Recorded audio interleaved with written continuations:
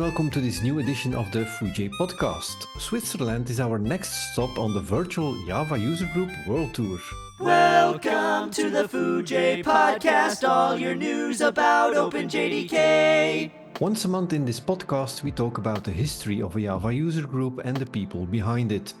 In this episode, I'm leaving the European Union and stepping over the border of Switzerland, the country where the Red Cross was started and many international institutions have their headquarters. Let's find out if there's also a big Java community. Hello, I'm Patrick Baumgartner. I'm part of the Java user group in Switzerland, and I'm currently hosting most of the events in Zurich and in St. Gallen as well. Besides that, I'm lecturer at the University of Applied Sciences. I teach some spring courses, quite a few of them, talk on conferences, and have many other hobbies, of course. I'm Simon Martinelli, and I'm active in the Java user group since 2011, I would say. I started the Java community in Bern as part of Java user group Switzerland. And I'm a freelance consultant. I'm a lecturer at universities as well. And I'm a Java champion. And I'm also doing conference talks and stuff like that. Thank you. And I'm Frank Delporte, technical writer at Azul and producer of this Foojay Podcast. Before we dive into the JUG and Java, what should we know about Switzerland? Yeah, Switzerland is the central country in Europe, but it's not part of the European Union for some reasons. And speaking from the Java user group, we have one Java user group in Switzerland that is for the whole German-speaking part, because we have 4 languages in Switzerland. And every user group or every city that is part of the Java user group of the German-speaking part, like Zurich, Bern, Lucerne, St. Gallen, and Basel. And I even would add, like, besides chocolate, we are famous for actually only the milk chocolate, not like the dark chocolate, you know. We also have like some awesome conferences here as well. And that means like we are running within the Voxxed community around 3 conferences, like Voxxed Zurich, Voxxed Ticino, and even like Voxxed CERN. So and we had all 3 conferences this year already. So we had a good start already into the year.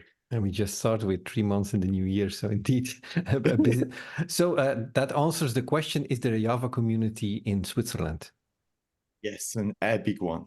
There is wonderful Java stuff going on in Switzerland. Maybe you're aware of the GraalVM stuff.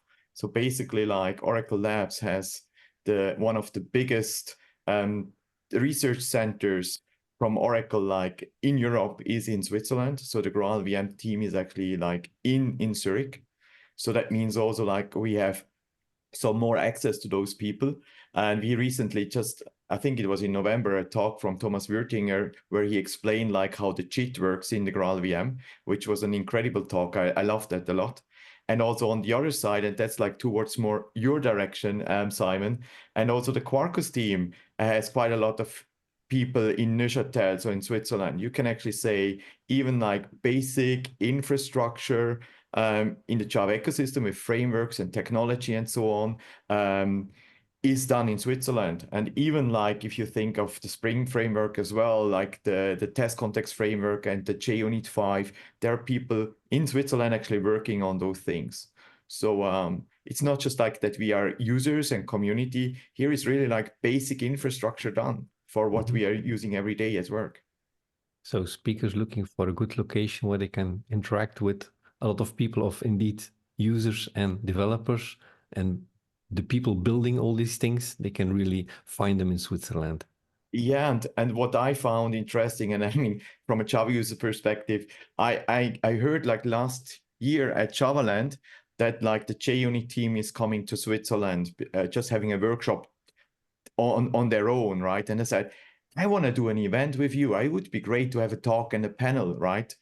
And also similar things actually are happening with the GraalVM team when they have their ecosystem community meetup where all the the framework vendors are getting together where you talk about like what they need to do like with the Graal VM.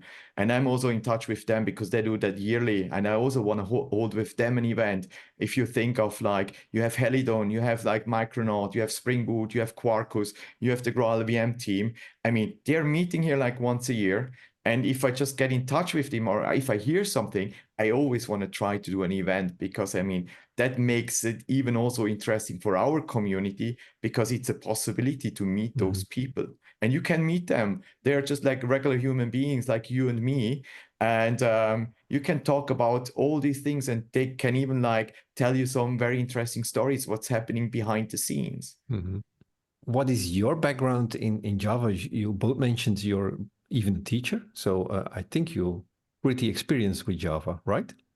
Yes, I started like 24 years ago with Java.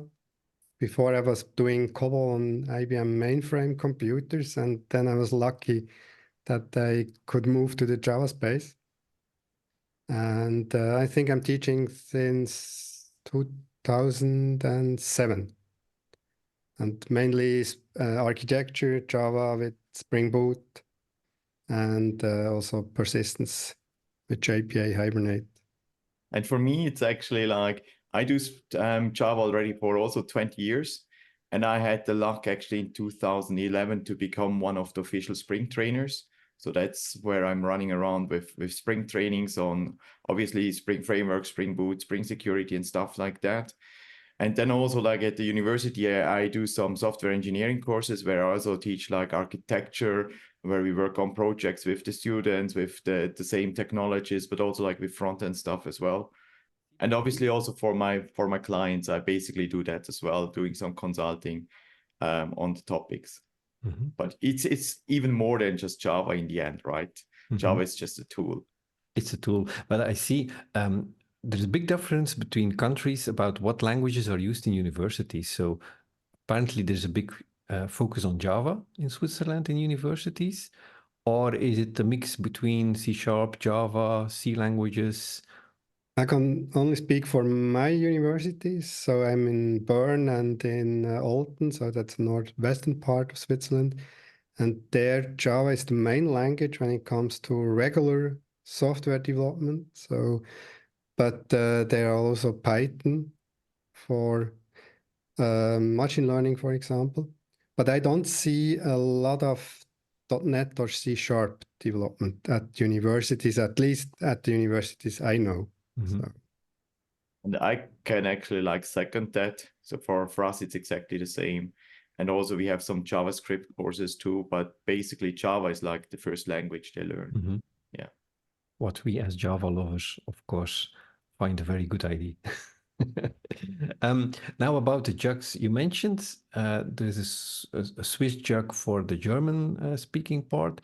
So there are a lot of locations where you organize events, correct?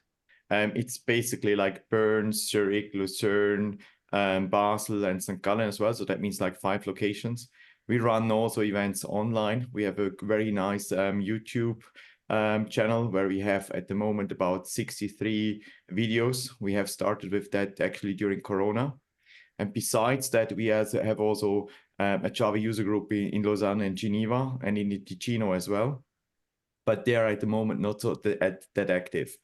And we call it the Swiss Java user group. So the 5 basically German speaking locations. And we have, because of that kind of the freedom and having somebody in the back office helping us to organize events quite a lot. And that's actually a huge advantage. And that means also like the whole member administration, the sponsoring stuff and so on. So we can manage that under one umbrella.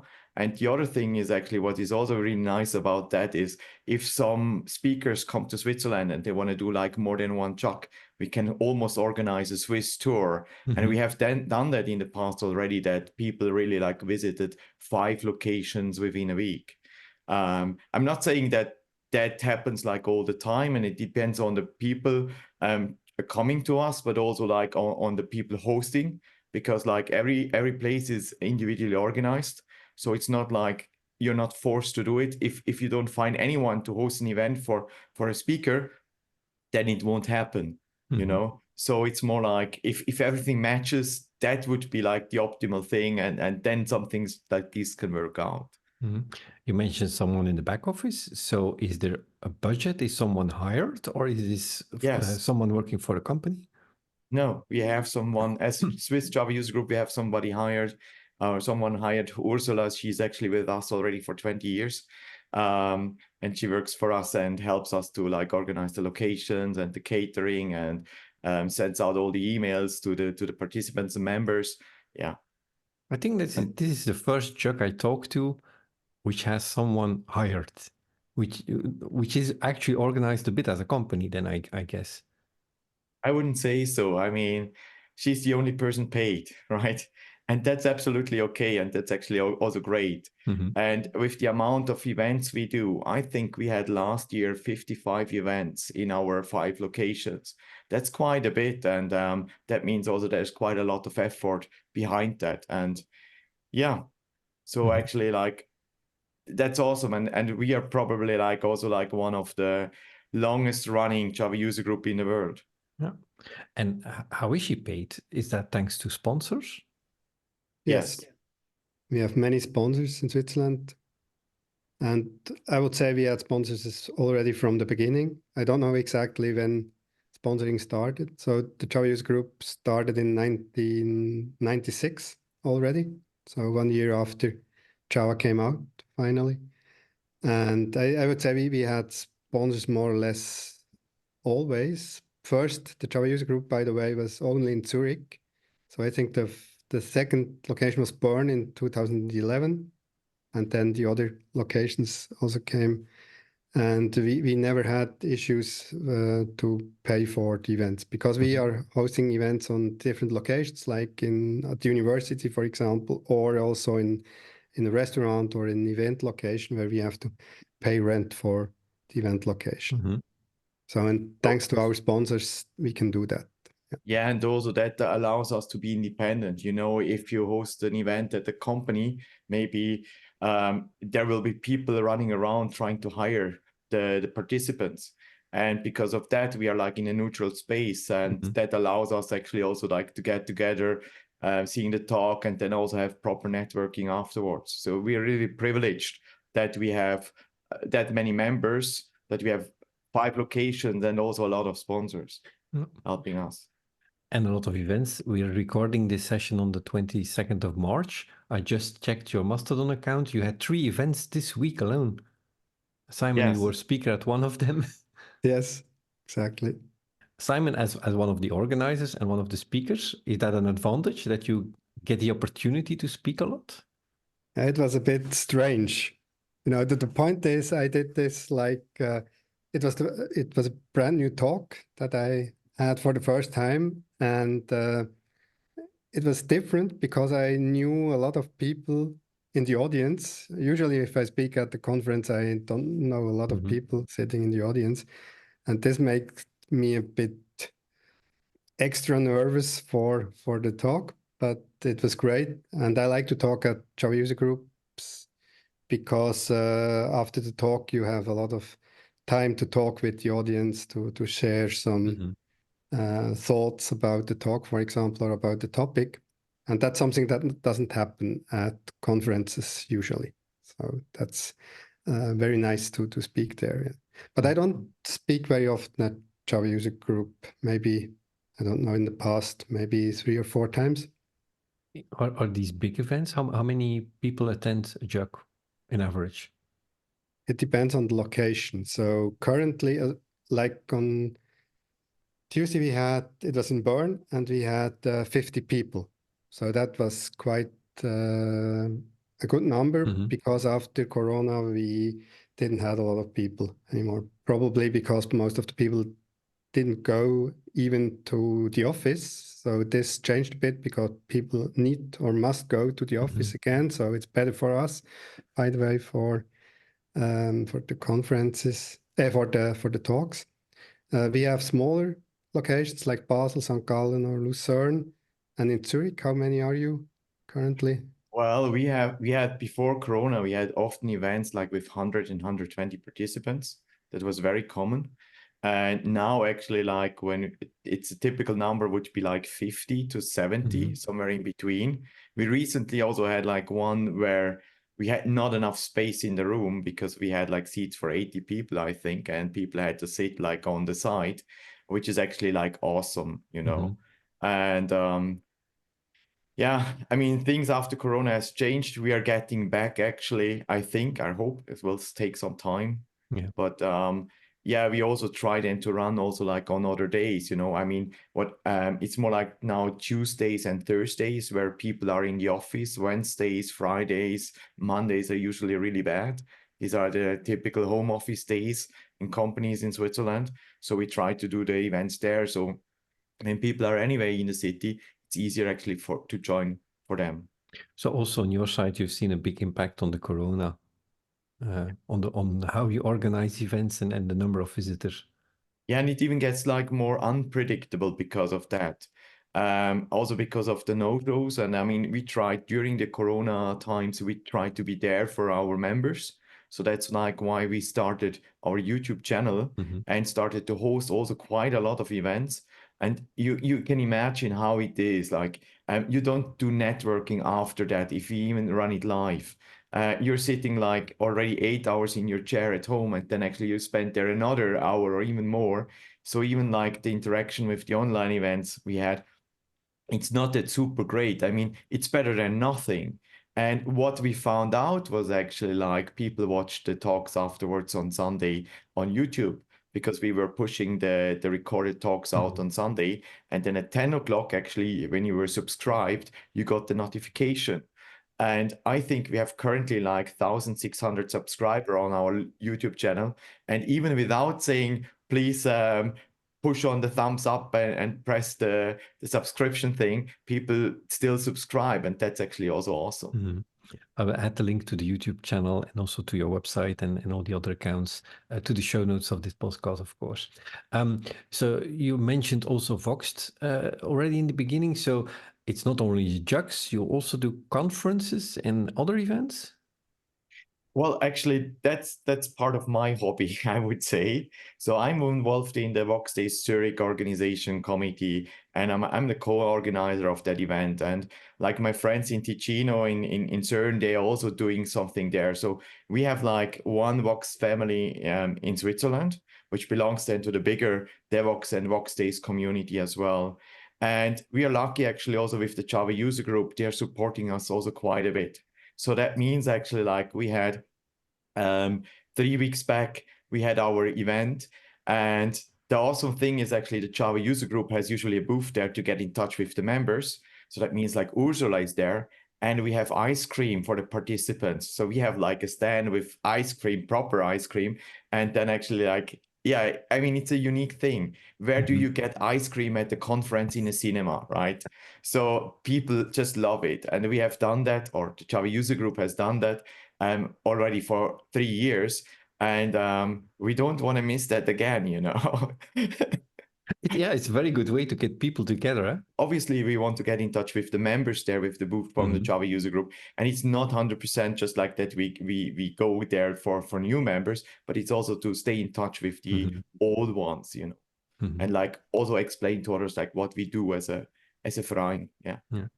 You mentioned it's a hobby, but it's a hobby which takes quite some time, organizing all the events, attending events. Why do you do this? What's the benefit for you? I think, I mean, I always say like if you run events, you can invite other speakers, which is nice. You find friends, right?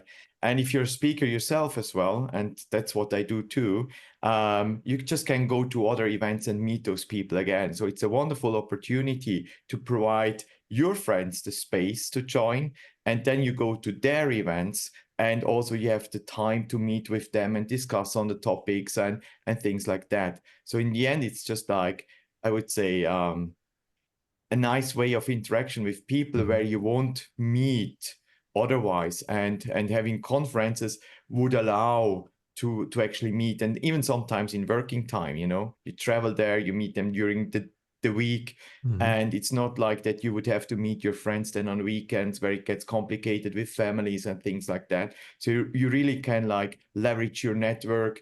You can discuss things, you can work on some topics together, whatever. And even like if you do not trainings, talks and workshops like in pairs. I mean, there is nothing more fun than that, actually, like pairing on all the things. Mhm. For Yeah. you, Simon, what's the reason for you to do this?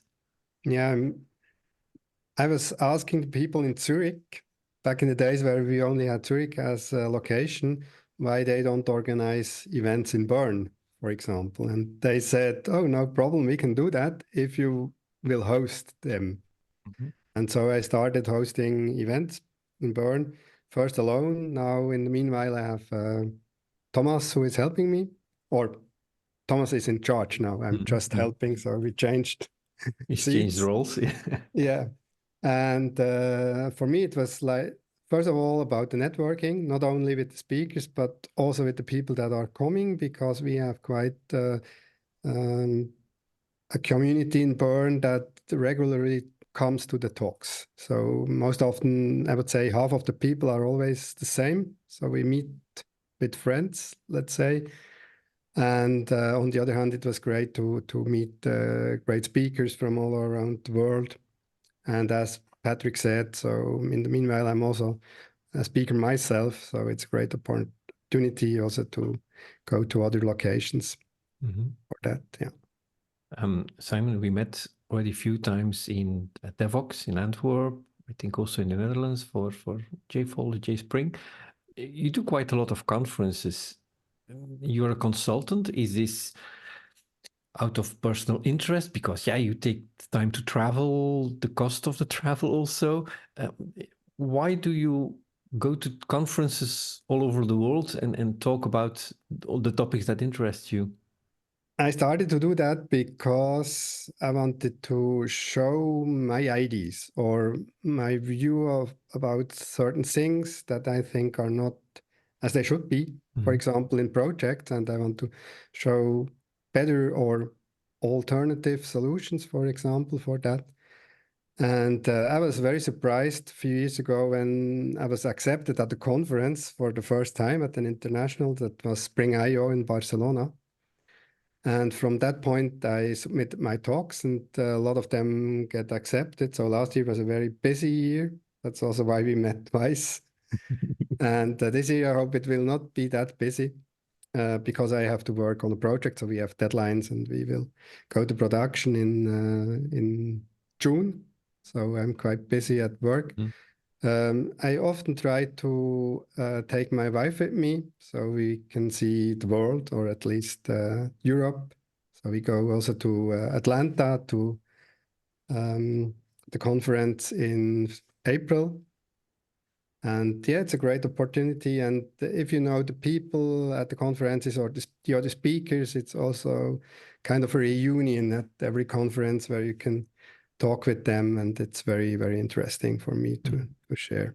Yeah. And I'm very lucky that I can do that. So I'm a freelance consultant and I do that more or less in my spare time. Mhm. But very often I also work. So during traveling, when I go by train, I work in the train. Do you see the JUG as a starting point? You mentioned you gave a new talk this week. Is the JUG where you try it out and then go to a conference, or is it where you get ideas? In fact, this time it was the first time that I first gave the talk at the JUG. Usually it's the other way around. And I would say for younger developers or other developers that like to have talks, they should come to the Java user group because we try to motivate them to come. And we also want to hear like talks from companies that are not DevRels or professional speakers because we want to know what people are doing. And it's also a chance for them. For example, if they want to hire people so they can spread the word what they do and show the interesting projects they have. And so we really try to do that, but that's not that easy Mhm. to get people from the community speaking at such events. I totally agree with actually Simon.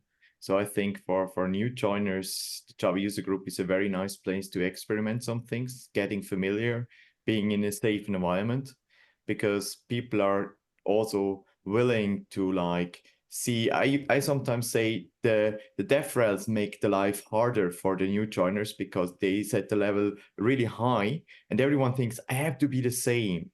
But no, you can have shitty slides. I think you can be a total nerd if you tell about the story. If your story is about like what you love, about your passion, I don't care about how it is presented, you know, and people can ask you afterwards like honest questions, and you know your things, you know, and that is authentic. And I think the Java user group has space for this. It doesn't have to be the brightest and shiniest speakers all the time. And I think that makes it really difficult. But I also know that people from companies, they're in projects, they don't have time to additionally like prepare those things, you know. It's quite hard. And for me it was more like the other way around. Also, like for Simon, I started giving talks at conferences before actually like I was also doing some talks at the Java user groups. So yeah, I mean, there is either way. And I think you just need to find your own safe space where you can play around, where you can like get some feedback first before maybe you go to a bigger event. Mhm. And indeed, a JUG is very safe. If you go to as a speaker to conference, you're in front of a big room, even if there's not a lot of people in there, but it's a big room, a cinema, whatever. So it can be quite impressive, while a JUG is very comfortable. Everyone is closer around you. You can directly interact with the people. So for me, a JUG is indeed much more friendly as a new speaker. Yeah, well, in a cinema room, actually, like the lights help a lot because you don't see the audience. Yeah. So you actually don't know how many people there are in the room. Yes. Are there any sessions which were remarkable in a way that they were very exceptionally good or exceptionally bad? Maybe some things that went wrong in the past? You have a long history, so I can imagine that quite a few things happened. For me, what's always exciting is if some very popular speaker is there. For example, Venkat or Josh, because then there are so many people in Bern. Like I think, I don't know, I would say it was Venkat. We had once a talk with him quite a while ago, and we had over 100 people in Bern. And that was more like 3 times that we usually had back in the days. And that was insane. So we met people I've never seen before. And that's a good thing about having popular speakers. But as Patrick said, that's also a bit scary for people in the audience who think, oh no, I don't want to speak here. So many people that I don't want to do that. Yeah. I think we never had, we had once a very interesting situation because in Switzerland, we always start on time. So usually we start at 6 and we start at 6. So that's a German thing or also a Swiss thing that we are very on time. And we once had people from Bruno was there, Bruno Borges, and he was late. Mhm. And he was really late, like 5 minutes late, not like really late, but it was already like in the crowd. Oh, the speaker is not here. What we will gonna do? And then Bruno explained that in Brazil, where he originally is from, it's completely different. So that people are always late. So that's if you are on time, you are too early. So it's quite a difference to what we do in Switzerland. Yeah. But other than that, I never had like situation that was. Did you have anything scary or strange? No, actually, scary not. But like once we had an issue with the room. I mean, an issue with the room that the room was too small. We had Michael Feathers before Corona, and I think we filled the room with 180 people. So, and then still actually people starting, still signing up for the event. And that was kind of scary. But on the other hand, when you say like negative things, maybe there are events where nobody wants to join. And we also had like events which we had to cancel just because not enough people would be there. Yeah. And obviously sometimes then it's our fault because we just like published events like on a short notice. So it's almost impossible. And I mean, the other things, not really. I mean, you have the technical issues with the projectors and the blank screens and the infrastructure, but that's something you can somehow Mhm. handle, right? That's the Yeah. constant in these talks that I have with jugs. There are no bad sessions. A demo can go wrong, but even then, you learn something by fixing the demo. So then again, it becomes a group activity to fix the problem. I had the same thing.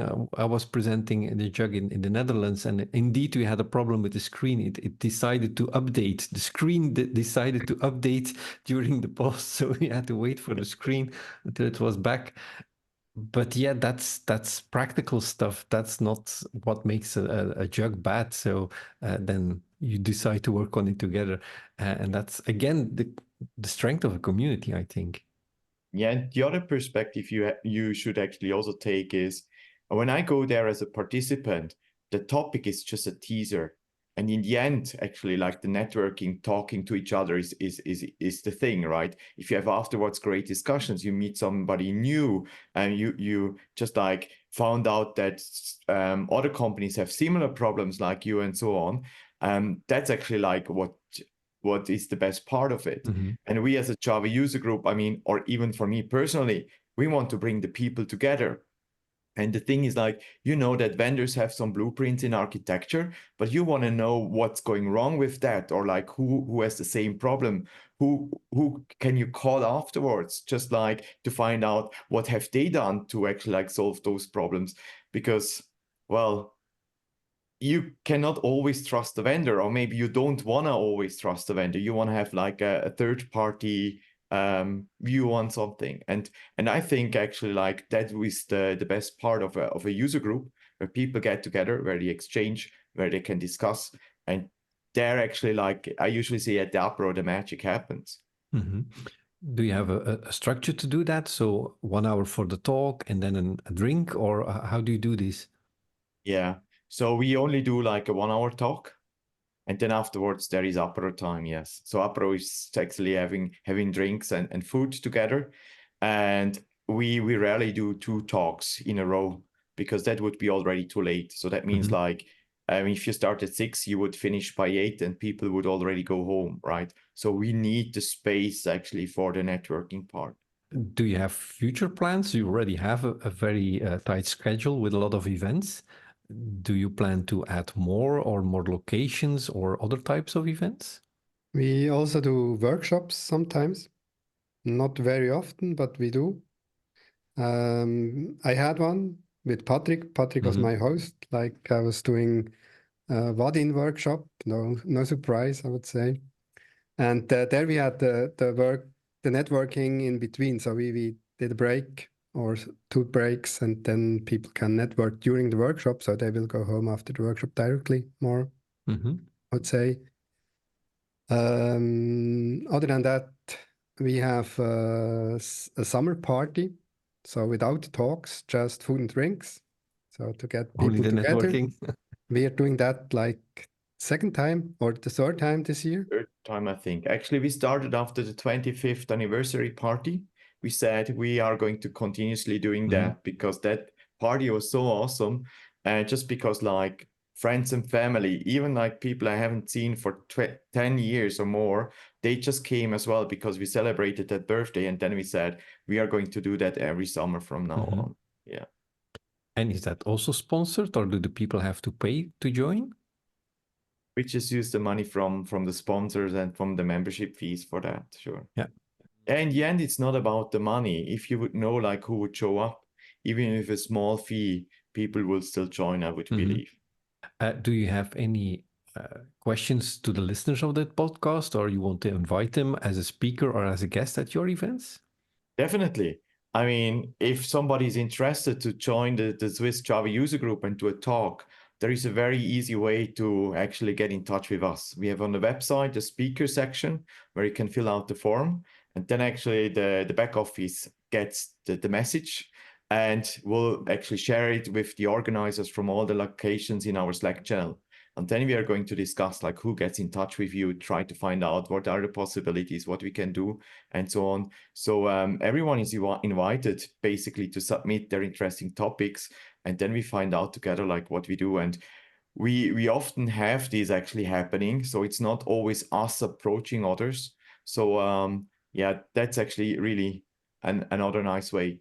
And we also have the chance actually to support you with some limited amount of budget for travel and expenses if you're traveling like from outside Switzerland, or especially like Bern and Zurich is quite expensive with hotel and other things. So we can even support you there. Simon, something you want to ask to the listeners?